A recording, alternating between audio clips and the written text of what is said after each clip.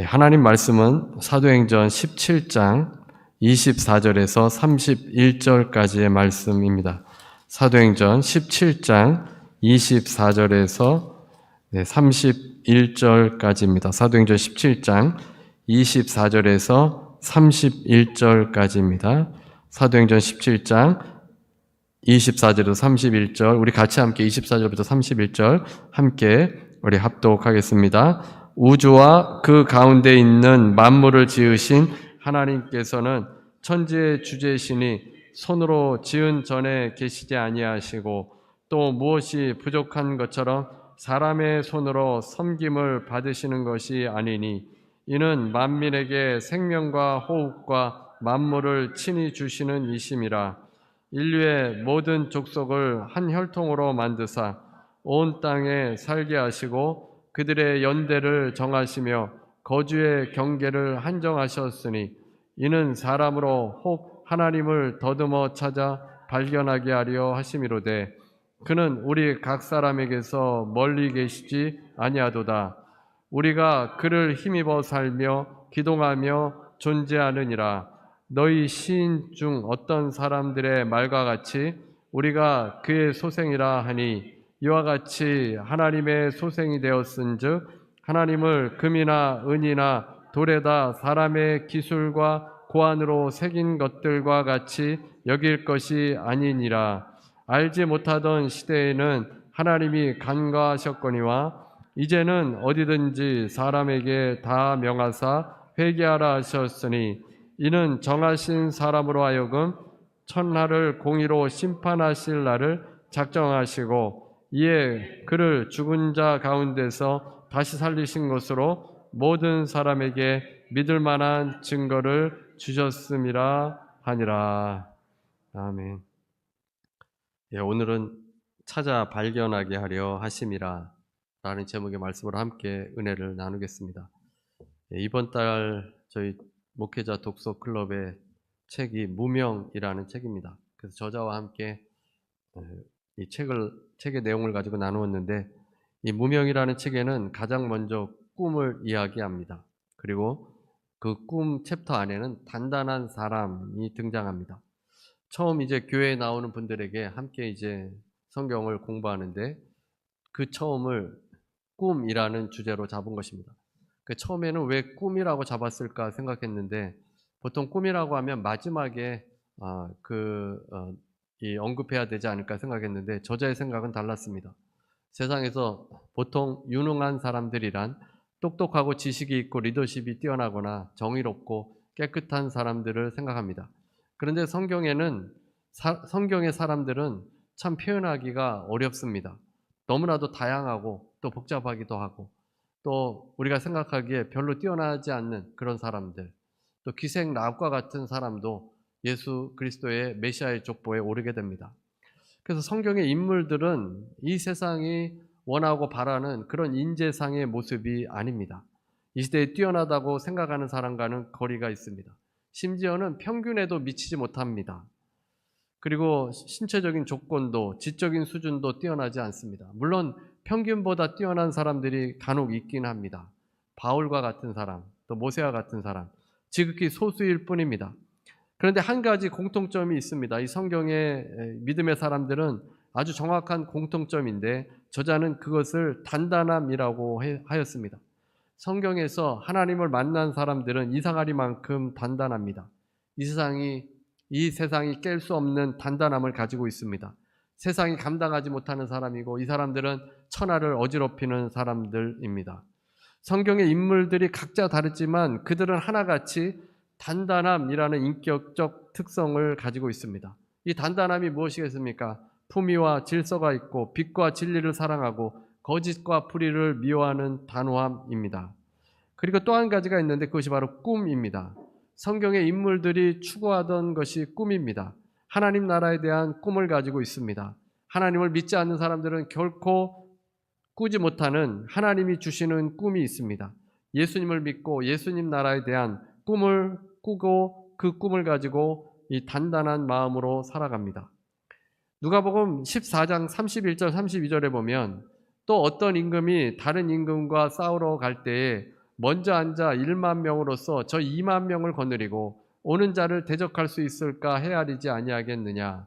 만일 못할 터이면 그가 아직 멀리 있을 때에 사신을 보내어 화친을 청할지니라. 그 다음에 또 누가복음 14장 33절에서 35절입니다.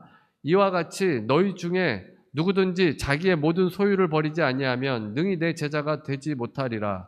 소금이 좋은 것이나 소금도 만일 그 맛을 잃으면 무엇으로 짜게 하리요.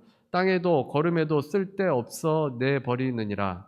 들을 귀가 있는 자들은 들을지어다 하시니라. 이 말씀은 상당히 이해하기 어려운 말씀 중에 하나입니다. 예수님은 갑자기 임금과 군사를 이야기하다가 화친을 말하고 제자도를 말하고 결국 소금을 말하다가 쓸데없는 사람은 버림을 받을 것이라고 경고하시는 것 같습니다. 이것은 예수님의 협박이 아니라 인생을 이해할 때 정말 중요한 지점이 있음을 논하는 것입니다. 이 말씀을 이해할 때 바로 앞부분을 우리가 이해를 해야 되는데 그 앞부분은 이렇게 말씀합니다. 누가복음 14장 25절에서 27절입니다. 수많은 무리가 함께 갈새 예수께서 돌이키사 일으키시되 물은 내게 오는 자가 자기 부모와 처자와 형제와 자매와 더욱이 자기 목숨까지 미워하지 아니하면 능히 내 제자가 되지 못하고 누구든지 자기 십자가를 지고 나를 따르지 않는 자도 능히 내 제자가 되지 못하리라. 예수님은 허다한 무리와 길을 걷고 있는데 나란히 걷고 있는 것이 아닙니다. 예수님은 앞장서서 가시고 잠시 뒤를 돌아보면서 말씀하셨습니다. 왜 뒤를 돌아보셨겠습니까? 따르는 무리들 앞서 가셨는데 뒤를 돌아보시면서 말씀을 하셨습니다. 나에게 오려면 자기 부모, 처, 자식, 형제, 자매, 더욱이 자기 목숨까지 미워하지 않으면 안 된다고 하신 것입니다. 실제로 이 말씀을 우리가 예수님께 이제 함께 있으면서 들으면 어떤 생각이 들겠습니까? 정말 우리가 소중하게 여기는 것이 부모이고 내 아내, 또 자식, 형제, 자매, 그리고 내 목숨을 소중하게 생각하지 않습니까? 근데 그것까지 미워하지 않으면 안 된다니 어떻게 예수님께서 이렇게 매정하게 말하실 수 있을까 할 것입니다. 그뿐만이 아니라 자기 십자가를 지지 않으면 나를 따라올 수 없다라고 했습니다. 예수님을 따른다는 것은 그동안 자신이 살아온 방식과 다르다는 것을 말씀하는 것입니다. 그동안은 부모와 처자식, 형제, 자매 그리고 자신의 목숨을 유지하게 했던 삶의 메커니즘을 가지고는 이제 주님을 따를 수 없다는 것입니다. 언제나 우리는 가족들과 함께 보호를 받으며 의지하며 살아갔습니다. 이제는 그런 것에서 떠나서 심지어 자기 목숨까지도 미워해야 능히 주님의 제자가 된다고 했습니다. 그리고 자기 십자가를 지고 주님을 따를 것을 말씀하셨습니다. 예수님께서는 자신을 따르는 군중들이 가진 그 마음의 소원을 깊이 간파하고 있었던 겁니다. 군중들의 그 마음 속에는 중요하다고 자리 잡고 있는 우상들이 있습니다. 하나님보다 더 사랑하는 것이 여러분의 우상이 됩니다. 하나님보다 더 의지하는 것이 있다면 그것이 여러분의 우상이 됩니다. 하나님보다 더 필요한 것이 있다면 그것이 바로 인간의 우상이 되어집니다. 그래서 예수님을 따르면서도 그 우상들을 다 끌어안고 거기에다가 플러스 예수님께 무언가를 더 받기를 원하는 그 마음이 군중들의 마음이었던 겁니다. 자신의 욕망과 그 이전에 살던 그 삶의 방식은 그대로 갖고 있은 채 거기다가 예수님한테 기도해서 또 무언가를 받고자 하는 그 마음이었던 것입니다. 그러니까 마음의 소원이 잘못된 것이 아니라 주님께서는 이 하나님의 나라를 구하기 위해서 이전의 삶의 방식을 바꿔야 한다고 말씀하시는 것입니다. 사실 우리의 소원을 하나님께서 주신다고 했습니다. 예수님께서 일용할 양식을 기도하라고 하셨고 하나님의 나라를 구하면 이 모든 것을 더한다고 해 주셨습니다. 주님을 쫓을 때 과거의 삶의 방식이 아닌 새로운 삶으로 꿈을 꾸며 나아가도록 말씀을 주신 것입니다. 이 말씀 후에 냉정한 임금과 전투의 비유를 합니다. 1만 명으로 2만 명을 이길 수 있겠느냐? 전쟁에서 질 것 같으면 화친하지 않겠느냐? 적이 멀리 있을 때 먼저 사신을 보내지 않겠느냐? 동일하게 자신의 소유를 버리지 않으면 내 제자가 될 수 없다라고 말씀하십니다.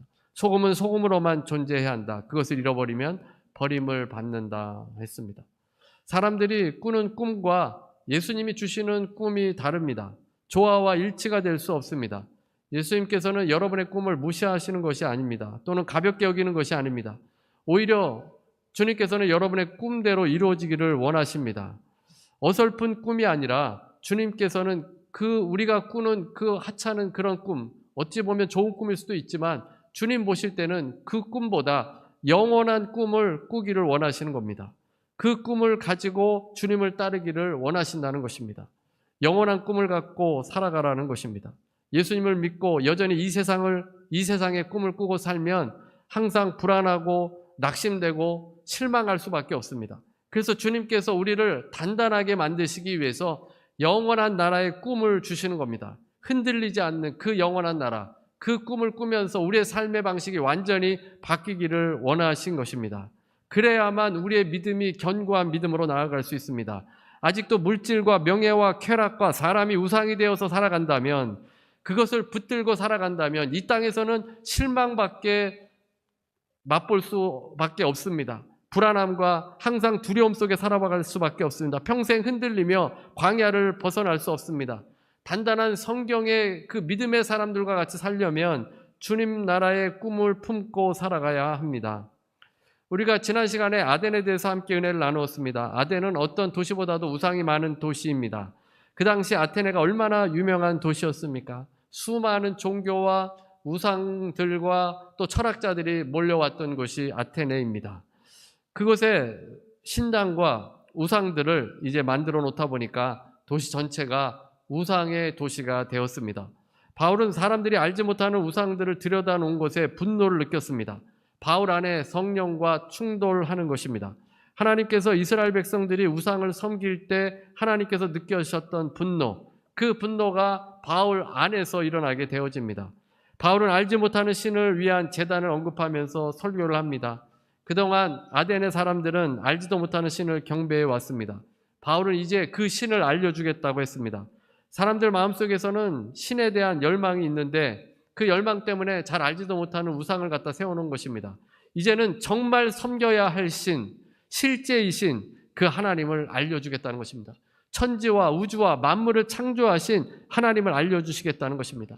그 하나님은 무엇이 부족해서 우상들처럼 지은 어떤 그런 형상에 갇혀있는 분이 아니십니다. 무엇이 부족해서 인간이 바치는 것으로 자기 부족을 채우는 신이 아닙니다. 이 세상 그 무엇으로도 부족함이 없는 분이시고 오히려 만민에게 생명과 호흡을 주시는 분이십니다. 바울은 그 하나님에 대해서 올바로 알려주었습니다. 26절에 바울이 이렇게 말합니다. 인류의 모든 족속을 한 혈통으로 만드사 온 땅에 살게 하시고, 당시 사람들은 모든 민족이 각 민족에 따라 각각 다른 기원을 가졌다고 생각했습니다. 당시 아테네 사람들도 마찬가지입니다. 자신들이 아테네에 위치해 있기 때문에 그 본토의 흙에 생겨나서 자신들은 다른 민족과는 기원이 다르다고 생각한 것입니다. 그리고 자신들이 위대하다고 생각했습니다. 그러나 바울은 하나님께서 모든 인류를 한 혈통으로 만드사 온 땅에 살게 했다고 증언하였습니다. 우리 인류가 각각 다른 기원을 가진 것이 아니라 처음 인류의 조상인 아담과 하와로부터 시작된 것입니다. 인류가 한 조상이라는 것은 무엇을 의미하겠습니까? 하나님께서 모든 사람들을 아담과 하와를 지어서 거기에서 이제 계속 퍼졌기 때문에 하나님께서 창조하신 것입니다. 그리고 아담과 하와가 창세기 3장에 타락해서 우리 인류 가운데 죄가 들어왔습니다. 그 이후로 인간은 죄성을 지닌 인간이 되었고 우리는 다 그 죄성을 가지고 태어나게 됩니다. 그렇기에 우리가 하나님을 향해서 가져야 할 꿈이 왜곡되어서 우리 인간은 잘못된 꿈을 꾸고 잘못된 것을 붙들고 잘못된 것을 원하며 살아가게 되어집니다. 이 죄라는 단어를 원어로 보게 되면 관역에서 벗어난이라는 뜻입니다. 우리의 자세가 하나님을 향해야 되는데, 목표인 그 하나님을 향해서 우리가 나아가야 되는데 하나님을 향하지 못하고 다른 것을 향하게 됩니다. 돈을 향하거나 사람을 향하거나 명예를 향하거나 쾌락을 향합니다. 자신의 교만을 향합니다. 그것이 우상이 되어서 우리를 지배하고 있기 때문에 그것이 곧 죄인입니다. 그래서 인간은 본질적으로 죄인입니다. 한 혈통이기 때문입니다. 모두가 죄인의 혈통에 있습니다. 이제 사도행전 17장 26절입니다. 그들의 연대를 정하시며 거주의 경계를 한정하셨으니, 여기에 연대는 카이로스가 아니라 크로노스입니다. 이렇게 흘러가는 시간. 지금도 1초, 2초, 3초, 4초 흘러가고 있는데 그 시간을 하나님이 정하셨고 거주의 경계를 한정하셨다는 것은 모든 민족의 거주와 삶을 하나님께서 개입하신다는 겁니다. 지난주에 말씀드린 것처럼 철학자는 에피쿠로스 학파와 스토아 학파로 나뉘어지는데, 에피쿠르스는 신의 존재를 부정하지는 않지만 신이 인간의 삶에 개입하지 않는다고 가르쳤습니다. 인간의 역사는 이 인간들에 의해서 이루어질 뿐이라고 한 것입니다. 스토아 학파는 자연이 신이고 신이 곧 자연이라고 했습니다. 경배의 대상으로서 하나님을 부정하도록 했고 창조주 한 분 하나님을 부정하도록 했습니다. 그래서 바울은 이들의 잘못을 이제 올바로 알려주는 겁니다. 철학자들의 잘못과 우상을 섬기는 자들, 알지 못하는 신들을 섬기는 자들에게 올바른 창조주 하나님을 말씀해 준 것입니다. 이제 27절 말씀, 오늘 본문 27절 말씀입니다. 이는 사람으로 혹 하나님을 더듬어 찾아 발견하게 하려 하심이로되, 사람이 하나님을 더듬어 찾을 수 있다는 것입니다. 발견하게 하려 한다고 했습니다. 온 우주와 만물과 모든 민족의 역사를 주관하시는 분이 하나님이시기 때문에 누구든지 그 하나님을 찾으려 한다면 찾을 수 있다는 것입니다. 하나님의 존재를 생각해 보면 만날 수 있다는 것입니다. 지난 월요일에 지방의 목회자 모임이 버지니아에 있어서 갔다 왔습니다. 어떤 분들이 워싱턴에는 벚꽃이 만발했다고 해서 이번 주 목요일날 우리가 벚꽃 투어 가지 않습니까? 그래서 상황이 어떤지 알아보기 위해서 올 때는 워싱턴 쪽으로 그쪽으로 이제 돌아왔습니다. 근데 지난 월요일에는 거의 피지 않았습니다. 대부분이 다 죽은 나무처럼 있을 뿐이었습니다. 아마도 목요일에 가면 괜찮을 것 같습니다. 봄이 되면 항상 생각하는 것이지만 어떻게 죽은 듯 서 있는 나무에 꽃이 피는지 신기하기만 합니다. 저절로 이런 일들이 일어나는 것 같습니까? 창조주가 마치 우리에게 희망을 주듯이 꽃을 피우고 우리 얼굴에 미소가 지워지도록 만드는 것 아니겠습니까? 추운 겨울 고생하고 힘들었던 시간이 지나면 봄날과 같이 따뜻한 날이 다가온다는 것을 알려주시는 듯합니다. 팀 켈러의 하나님을 말하다라는 책에 만물에는 하나님의 실존을 가리키는 신의 지문이 묻어 있다라고 했습니다. 팀 켈러 목사가 젊은 과학자와 이제 정기적으로 만남을 가졌는데, 이 과학자는 하나님의 실제를 입증하는 100% 빈틈이 없는 증거가 하나라도 나오지 않는다면 나는 믿을 수 없습니다. 이렇게 말한 겁니다. 그래서 팀 켈러는 강한 합리주의를 당연하게 여기는 것이 문제라고 지적해 주었습니다. 하나님의 실존에 대한 완벽한 증거는 존재하지 않는다고 합니다. 증거가 아니라 하나님께서 주신 것은 실마리입니다. 더듬어 찾아 발견하게 하시는 그 실마리를 하나님께서 자연과 또 이 땅과 또 사람을 통해서 그런 것들을 남겨두신 것입니다. 여러 가지 실마리가 있는데 그 책에 있는 내용을 좀 소개해 드리겠습니다. 첫 번째가 빅뱅입니다. 과학자 프란시스 콜린스는 먼저 폭발을 말합니다. 우주는 빅뱅에서 비롯됐다고 과학자들이 말하는데 150억 년 전 작디 작은 한 점에서 상상하기조차 어려울 만큼 밝은 에너지 섬광이 쏟아져 나오면서 우주가 시작된 겁니다. 그러니까 큰 폭발이 일어나면서 이 우주가 다 시작이 되었는데 그 이전에는 아무것도 없었다는 겁니다. 우주가 아무것도 없던 상태에서 갑자기 큰 폭발이 일어났다는 것은 말이 되지 않지 않습니까? 아무것도 없는데 갑자기 어떻게 큰 폭발이 일어납니까? 어떤 존재가 우주를 출범시킨 겁니다. 그래서 과학자 콜린스는 아무래도 자연계 바깥에 있는 존재여야 할 것 같은 생각이 든다라고 했습니다. 그 다음에 또 한 가지, 이 유기적인 생명체가 존재합니다. 유기적인 생명체가 존재하려면 기초적인 규칙성과 물리학의 상수들이 좁은 범위 안에서 한데 어우러지는 값을 가져야 한다고 합니다. 우연히 이렇게 눈금이 정확하게 맞아 떨어질 가능성은 너무 희박해서 무시해도 좋을 정도라고 합니다. 콜린스는 과학자의 시선으로 설명합니다. 우주는 마치 인간이 나타날 줄 알고 기다린 것처럼 보인다. 우주에는 중력 상수에서 강하고 약한 핵력과 관련된 다양한 상수들에 이르기까지 정확한 값을 가진 상수들이 15개나 작용한다. 그런 상수들 가운데 어느 하나가 100만 분의 1, 경우에 따라서 1000억 분의 1만큼이라도 틀어지면 지금 우리가 보는 우주는 사실상 존재할 수가 없다. 물질은 융합되지 못하고 우주는 사실상 존재할 수 없다. 물질은 융합되지 못하면 은하계, 별, 행성과 인간은 나타나지 못했을 것이다. 전문 용어를 써갖고 잘 모르겠지만 어쨌든 우연히 이렇게 지구가 만들어질 수 없다는 겁니다. 그 규칙들이 어떻게 그렇게 우연히 될 수 있냐는 겁니다. 100만 분의 1, 억만 분의 1이 정확하게 맞아떨어졌기 때문에 우리가 살고 있는 지구도 이렇게 아름답고 살 수 있고 우주도 그렇고 다 하나님께서 만드신 것입니다. 끝없이 많은 다이얼들을 하나하나 돌려서 바늘들이 죄다 신랄같이 좁은 범위를 가리키도록 해야 하는데 정말 그런 일이 일어나는 것이라 할 수 없다는 겁니다. 정확한 값에 딱 들어 맞는다는 것입니다. 스티븐 호킹조차도 이것을 인정했습니다. 빅뱅과 같은 요인으로 우리가 사는 우주 비슷한 게 나올 가능성은 정말 희박하다. 신앙적인 의미가 있는 게 틀림없다. 근데 참 희한한 게 이런 과학자들이 자연의 그 규칙성을 알면서도 하나님을 믿지는 않습니다. 참 어떻게 된 건지 모르겠지만 우연히 이렇게 일정한 규칙이 만들어질 수 없다는 겁니다. 그 다음은 이제 아름다움입니다. 러셀은 하나님이 없다면 세상 만물은 우연한 분자와 결합의 산물이 될 테고 인간의 목적은 없어진다. 그야말로 우리가 우연히 이렇게 생겨지게 됐다면 우리가 자연의 힘에 이끌려서 우연히 빚어진 존재라면 이른바 아름다움이라는 것은 특정한 데이터에 대한 신경회로에 내장된 반응에 지나지 않는다는 겁니다.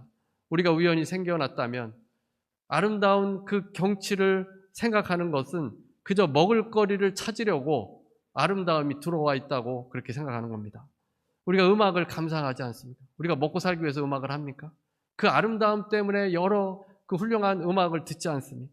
미술은 어떻습니까? 미술도 너무나도 멋있는 그런 그림들. 근데 과학자들은 그것이 환상에 지나지 않는다라고 말하는 겁니다. 그러면 사랑은 어떻습니까?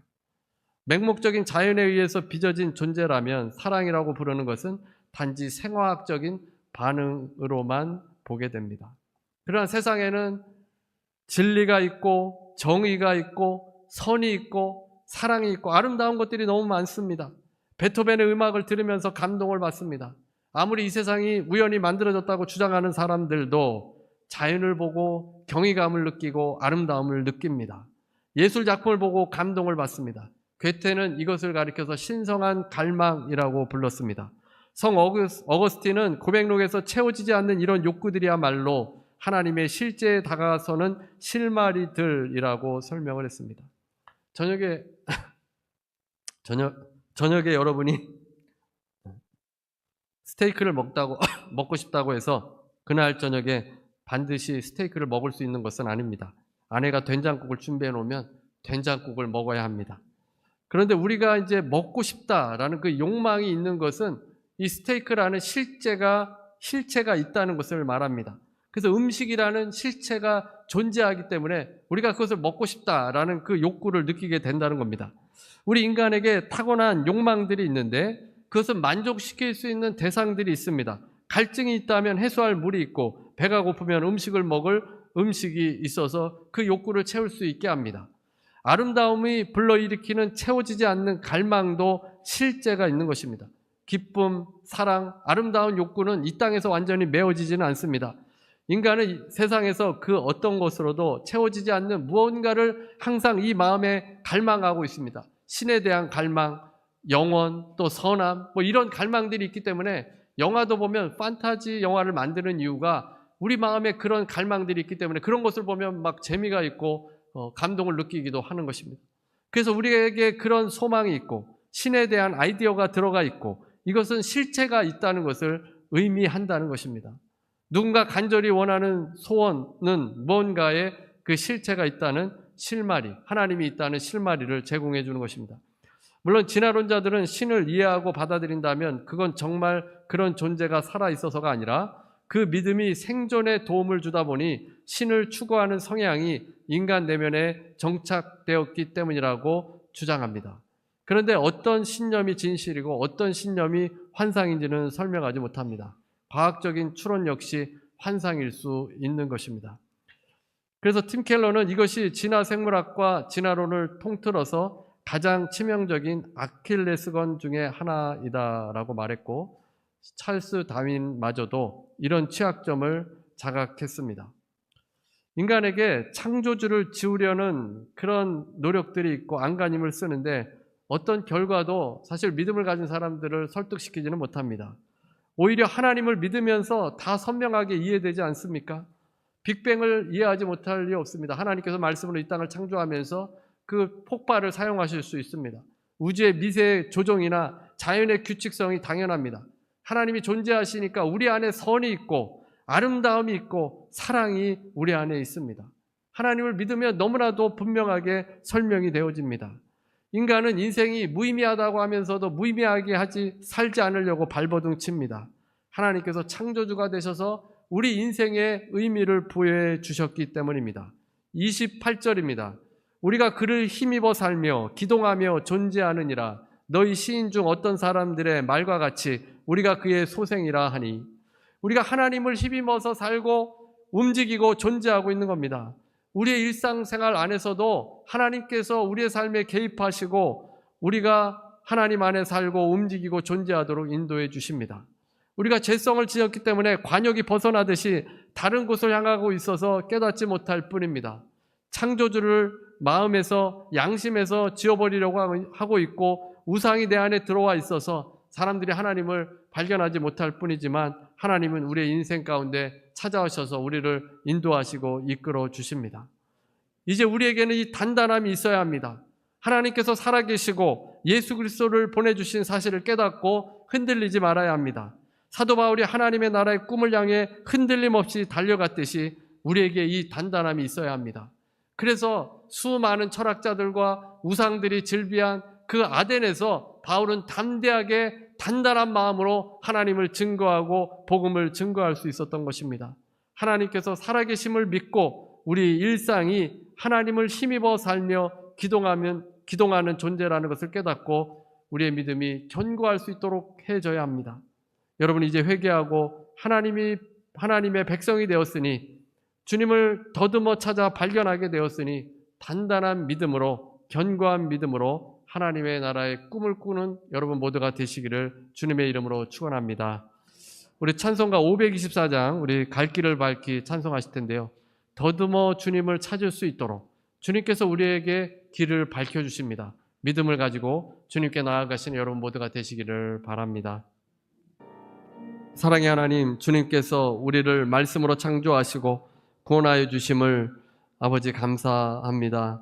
우리의 일상을 붙들어 주심도 감사합니다. 우리 인생의 방향이 이 땅을 향하는 것이 아니라 주님의 나라를 향하게 하시고 주님을 향할 수 있도록 인도하여 주옵소서. 우리가 단단한 믿음, 견고한 믿음으로 살고 확신 가운데 거할 수 있도록 도와주옵소서. 아버지의 지체들을 위해서 기도합니다.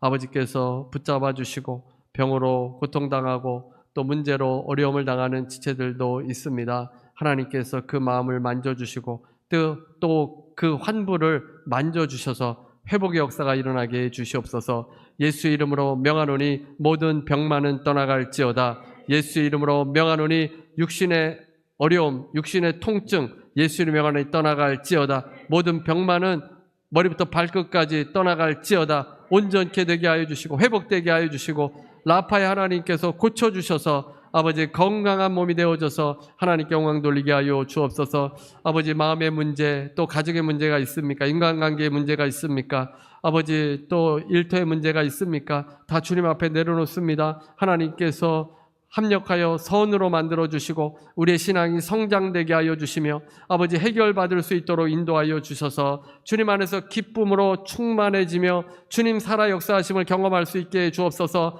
예수 이름으로 명하노니 가정을 불악해 하는 악한 영혼 예수 이름 안에 떠나갈지어다. 일터를 불악해 하고 일터를 안 좋게 하는 모든 영혼, 악한 영혼 예수 이름 안에 떠나갈지어다. 마음과 생각에서 예수 이름 안에 떠나갈지어다. 부정적인 영혼 예수 이름 안에 떠나갈지어다. 아버지 붙잡아 주옵소서. 우리를 강건케 해주시고 아버지 주님을 사랑하고 주님을 의지하는 모든 주의 온전한 주의 성도로 살아갈 수 있도록 주님께서 이끌어 주시옵소서.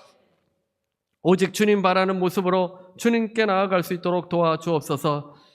지금은 우리 주 예수 그리스도의 무한하신 은혜와 아버지 하나님의 극진하신 사랑과 보혜사 성령님의 교통하시고 내주하시고 충만케 하심이 오늘 함께 예배드리는 모든 성도들 위에, 개인, 가정, 일터 위에 주님을 깨닫고 단단한 믿음으로 나아가는 모든 주의 백성들 위에 지금부터 영원토록 함께 있을지어다.